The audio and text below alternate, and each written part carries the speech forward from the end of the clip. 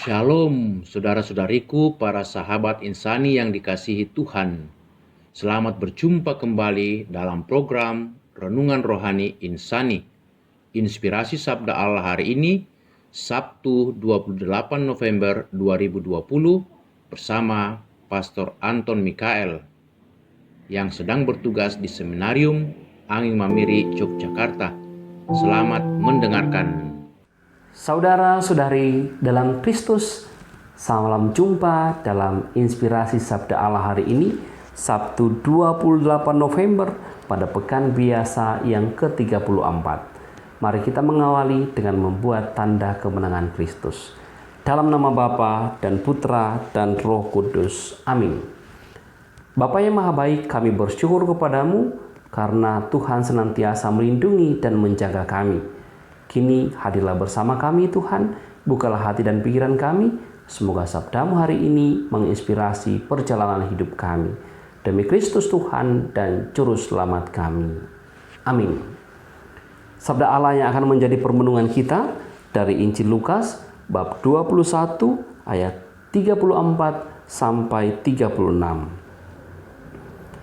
Pada waktu itu Yesus berkata kepada murid-muridnya, "Jagalah dirimu, jangan sampai hatimu syarat dengan pesta pora dan kemabukan, serta kepentingan-kepentingan duniawi. Dan jangan sampai hari Tuhan tiba-tiba datang jatuh ke atas dirimu seperti suatu jerat, sebab ia akan menimpa semua penduduk di bumi ini. Berjaga-jagalah senantiasa sambil berdoa, agar kalian mendapat kekuatan untuk luput dari semua yang akan terjadi itu, dan agar kalian tahan berdiri di hadapan Anak Manusia." Demikianlah Injil Tuhan. Saudara-saudara yang terkasih, kalau Anda rajin mengikuti program Inspirasi Sabda Allah atau juga rajin membaca kitab suci, terlebih khusus bacaan-bacaan yang sesuai dengan kalendarim liturgi, Anda akan menemukan bahwa di akhir-akhir tahun liturgi ini, bacaan-bacaan yang ditawarkan oleh gereja itu bernada apokaliptik, bernada yang menampilkan tanda-tanda di akhir zaman, tanda-tanda yang akan terjadi di masa depan. Dan satu tema pokok yang biasanya ditampilkan yaitu sikap berjaga-jaga. Hari ini di akhir tahun liturgi tahun A ini, dan juga besok kita sudah memasuki tahun B, tema yang sama masih diulang, yakni berjaga-jaga. Namun yang menarik dari Injil yang pendek ini, Yesus secara langsung atau to the point menunjukkan sikap yang harus dibangun para murid dalam berjaga-jaga. Ada dua sikap yang ditampilkan dalam usaha berjaga-jaga. Yang pertama adalah menjaga diri, dan yang kedua adalah berdoa. Kita akan merenungkan dua hal ini. Yang pertama tentang menjaga diri. Yesus mengatakan, "Jagalah dirimu, jangan sampai hatimu syarat pada pesta pora, kemabukan, dan kepentingan-kepentingan duniawi." Menjaga diri artinya melindungi diri, memperhatikan diri. Apa yang harus diperhatikan? Hati. Jangan sampai hati lebih condong pada perkara-perkara duniawi. Yesus tahu bahwa dalam usaha para murid berjaga-jaga, godaan-godaan duniawi yang menggiurkan dan yang sangat enak dan sangat sesuatu yang pasti sangat membuat para murid lebih mencondongkan hatinya kepada perkara-perkara duniawi itu. Hal itulah yang bisa membuat para murid terlena jauh dari sikap berjaga-jaga. Maka sejak awal Tuhan mau mengajak para muridnya untuk memperhatikan diri, jangan sampai hatinya cenderung pada perkara duniawi yang membuat para murid bisa jauh, bisa terlena dari sikap berjaga-jaga. Itu yang pertama. Sikap yang kedua yang harus dibangun dalam berjaga-jaga adalah berdoalah senantiasa. Ditampilkan juga bahwa Yesus mengatakan ada dua fungsi doa.